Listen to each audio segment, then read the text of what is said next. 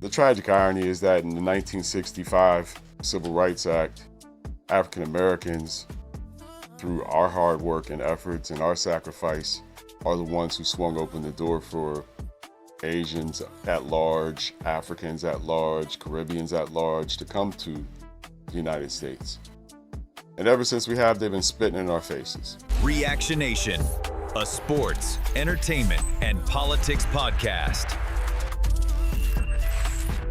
What's good, gang? It's your man Zen Master for PTJ, back with another Reaction Nation just for you. Today, we're reacting to a situation out of South Carolina where an Asian man who is a store owner and operator apparently followed after and ran out of his store with a loaded gun after a young black kid who he thought and believed had stolen a bottle of water.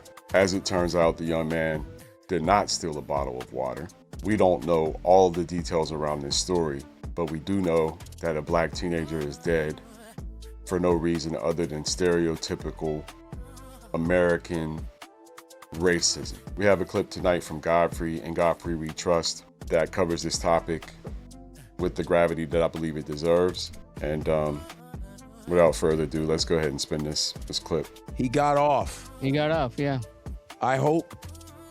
I forgot the kid's name. Can we find the kid's name real quick? Yeah. Before wrap this shit up. You know what's crazy? I've had white comics say, I remember when George Floyd, it was like, he's not a good guy. He's a all of this they say, and I go, okay, let's say you grant that. I don't, but let's say you grant. What are you going to do on the next guy that got murdered, and the one after that, and the one after that, the Breonna Taylors, the Sandra Bland, all of these? I go, it didn't stop. Now here's another one we can add on to it. So it's not whether you're a good guy. And it's funny we were talking. I want to take this point by point. Dante is referring to respectability politics as it pertains to these extrajudicial killings of African Americans that we keep seeing on video and otherwise here in America. The respectability politics at play are, once we are murdered by the state or others, our character has to be assassinated relentlessly for years, not just for years, for decades. The memories of our slain are not sacred in this country. The desecration, the nearly annual desecration of Emmett Till's resting place is the perfect example of how this country loves to terrorize African American people. What Dante is referring to here is that there is no perfect victim, and especially in this day and age where they will be able to use artificial intelligence to plant evidence on people. Black Americans, we're not assumed innocent of anything. We're always assumed guilty and always having to prove our innocence in this country, no matter how we appear, no matter what our criminal history is or is not. I recall one time while I was working at Intel Corporation, probably 5 years into the corporation, my time there, someone had the nerve to ask me if I had a criminal record, and I don't recall whom or what. I know I was shocked. And I think my response was, do you think I'd be here if I did? No way in hell. That's what the criminal record is for, is to keep me out of places like that. Same thing with diploma requirements. They're to keep people like me out of places like that while they make exceptions for their daughters with high school diplomas. Respectability politics will never, ever win the day. African Americans have to stand up and be proud of who we are, unabashedly, in the face of racism every single day. And that's what we're going to do. Let's spin that clip. About the roast. Yeah. The MAGA people lost their mind with the Charlie Kirk joke. Yeah. And they were like, well, he has a wife and kids. So does Floyd. So does George Floyd. Right. But when people don't see you as human, Being right. There's no humanity. There's no humanity at all, man. There's nothing. We're like rodents. Like when they see a rat, they go, good, someone ran over it. somebody step on it. It's actually just an animal, part of the animal kingdom. It's the same. It's in the same category. But I love LeBron James. And Michael Jordan and Kobe Bryant, they love us while we're entertaining them, sleeping in their beds, working in their fields for free. They love us when we're making them laugh on stage or performing for them. But the second we demand power to govern ourselves even, they gerrymander us out of existence. They move the goalpost every single time. This country is probably the most anti-black country not named Russia in the world. And I'm not sure if Russia is that anti-black. Let me know in the comments what you think. Gory as a dog. GK Rick Chow. What's the name of the kid? Owner accused of 2023 fatal shooting of a black 14-year-old in Columbia, South Carolina Monday. What's his name? Let me see. Cyrus. I got it. Cyrus Carmack-Belton. The jury returned the verdict of Cheeky Rick Crow Chow, 61, who is Asian, shot Cyrus Carmack-Belton in the back after chasing him from his... Cyrus Felton, Cyrus Felton, Cyrus Felton. Rest in peace, young man. Convenience store in Columbia. He maintained he acted to defend his son. The killing sent waves anguish and grief through African American community in Richland County, where nearly half the population is black. After the verdict was read, sobs and cries of distress could be heard coming from Carmack-Belton's family, seated in the gallery. Chow sat silently frozen before slowly bowing his head onto his interlocked hands. The image that popped in my mind listening to Dante describe the verdict and the reading of the verdict is the historical images of how juries in the South were presented with all the white people on the bottom level and all the black people up on the balcony. We had segregated courthouses, of course. And so if black people were there to view the trial of an African American, they weren't allowed to be downstairs close to their loved one or in the vicinity because that was reserved for white people. So they're up there, the whole downstairs is white, the attorneys are white, the judges are white, the bailiffs are white, everybody in the courtroom, the reporter, everybody, the stenographer, everybody's, except them up there and the defendant, the one person who is allowed down there because it's his portal back to chattel slavery, which is legal under the Constitution if you commit a felony. The South didn't lose, y'all. The Confederacy didn't lose, but they're going to. Yeah, this is so horrific. Another example, like George Zimmerman's fat ass that's walking around alive, and he's still alive. And he killed Trayvon Martin, a young kid. And that kid didn't do anything. He didn't steal anything. Yeah. He ran because the guy had a fucking gun. Yeah. He was running from it. He even lost his shoe trying to get away from chasing him. And to that point, the same people who hound George Floyd for his murder, try to convict him of his murder, are the same people who convict Trayvon Martin for his murder. The exact same people. This is a great analog as far as what Godfrey is presenting here. Pardon me. Down for what? Like, even if he stole something, why are you in the back? And first of all, it's a convenience store. Yeah. What are you taking, chips? What are you taking, cookies? It was a bottle of water. They thought he stole a bottle of water. Yeah, he didn't steal anything. And he didn't steal it. Even if he did, the fuck are you shooting him for? Even if he did, defending him, first of all. To that point, Godfrey is absolutely right. Unless this young man presented any sort of deadly threat, which I doubt, if you shot him while he was running away and shot him in the back outside of your store, how in the world was he presenting a deadly threat? I'm sure he got scared because you came after him with a gun and ran and dropped whatever was in his hands or what have you, and you accused him in the aftermath of trying to steal because it's not convenient for you. And a jury in South Carolina let him off. These are the circumstances we've been living under for 400 plus years in this country. This is nothing new, but it is absolutely outrageous and enraging, and we should never take it lightly. We should never get used to it. We're still in the midst of our Holocaust here in this country. We are. Never mind what we do to ourselves out of self-hatred. Never mind that. This system in this country is designed to consume black bodies for profit expeditiously, in the words of T.I. Let's spin the clip. A lot of these Asian store owners and these Arab store owners, they come in, open up stores in black communities because white communities don't want that bullshit in their fucking community. And they come and they get upset when black people walk into the store. But you opened up your store in a black fucking community. You fucking termite. You understand? And so then they got all the, and you can see that the kid was innocent with all the cameras at different angles. Yeah. Cameras in for black people. All their cameras are in so they can see every angle of when a black person walking. They'll be like this, hi, welcome.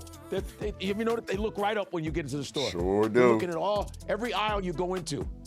Sure do. And the guy's wife was right there. She was right there following him. She was right behind him. She was following him all the time. And since he entered Hurry up and buy! Hurry up and buy!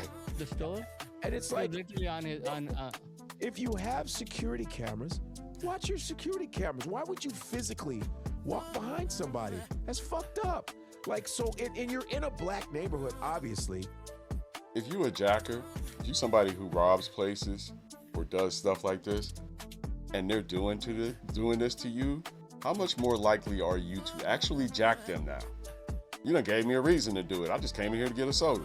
Tell the truth. I mean, you treat people like they're criminals enough, and it becomes a self-fulfilling prophecy. You treat a criminal like a criminal, you probably will become a victim of crime. Let's spin the clip. You're in a black neighborhood, and they do this. The hair care product places, a lot of the Koreans own that shit. A lot of these places where black people come to buy shit, they sit there all frantic. Everybody's not coming to take some shit, man. They're not coming to steal your shit. And I guarantee you, a lot of times if somebody really wants to take something, they're gonna knock you the fuck out and run. Mm-hmm. So I mean, and you to shoot them in the back. yeah. You hate black people. You hate them. Man, I wish Dr. Candace was there from Houston. I wish she was there because she's been shutting shit down in Houston. Whenever there's some racist shit, she shuts down shit. Like brother, what's his Quanell X? Yeah. You know, I hope that maybe they can send people over there. They need to shut that store down or burn it the fuck down. That motherfucker. I just want to say support calls for violence against people or property here at Pass the Joint Podcast. I read somewhere today there was a lot of police cars there, so something happened. Fuck him. Fuck that man. Fuck his family. For him to do that shit to that little kid. That kid didn't do anything. Yeah. Because you don't like the way a black person looks, because you're sick of black people, but you're selling to us. Fuck you. But we're buying. We're not supposed to buy. Stop buying. Shut these fucking stores down. Anytime we go in these stores where they make you feel uncomfortable, like it's an ordeal, and what's fucked up is they have 8,000 items and you're not supposed to stand there and look around. There's something, you can't, hurry up and buy. Hurry up and buy.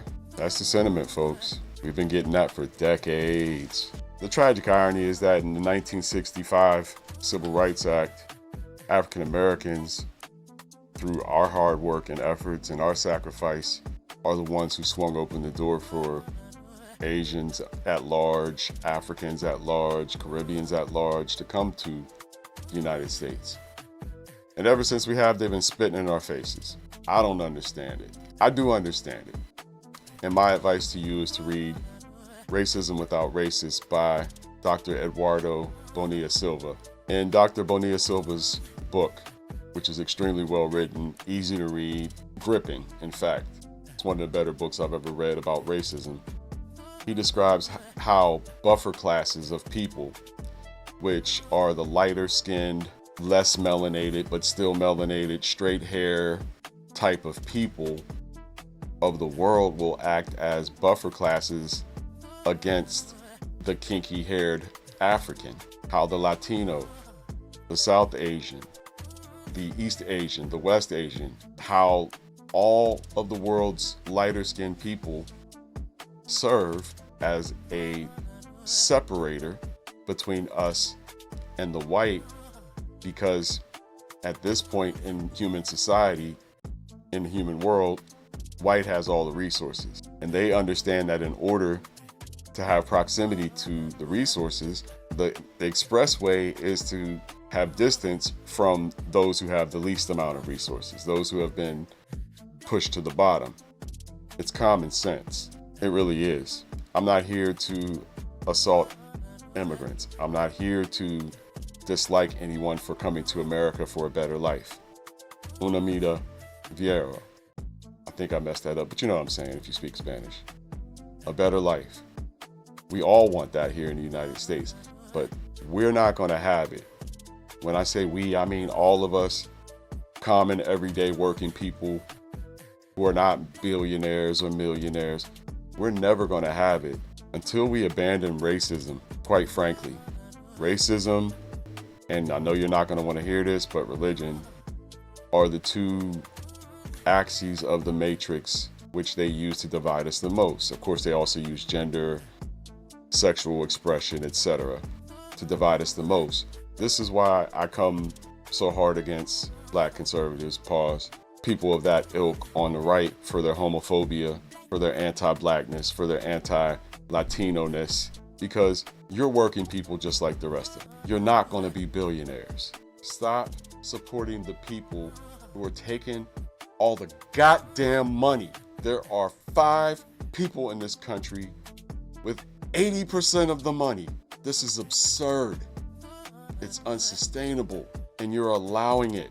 And now we're at a point where they feel that they're going to be able to evolve into a mechanized society where absolutely fewer of us will need to be here. They would like to see a whole lot less people on this planet so that they can enjoy all of its resources for themselves. That is what we're facing. Why do the buffer classes support white supremacy? Bonilla Silva does not explain that, but I have a theory of my own, or at least a hypothesis of my own.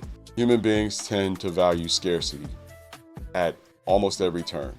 This is why diamonds are expensive, why gold is a precious metal, why silver is a precious metal, because there's only so much of it on the planet. White people are a global minority.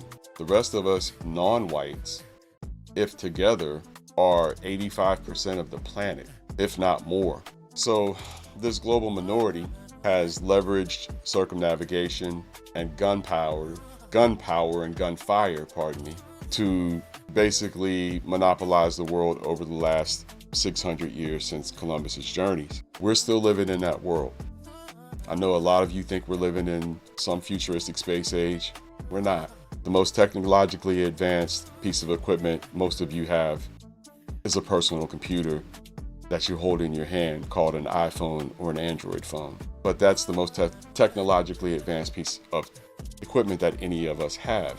And to be honest with you, it's not that impressive. 60 years of commercially available computer science, and an iPhone is the best device we've come up with so far. We don't even have really the capability for good holograms or a lot of what's coming down the pike here in the future. This is the beginning, really. And it's not all that impressive. We're just now developing cars that can drive themselves. This is basic, rudimentary transportation.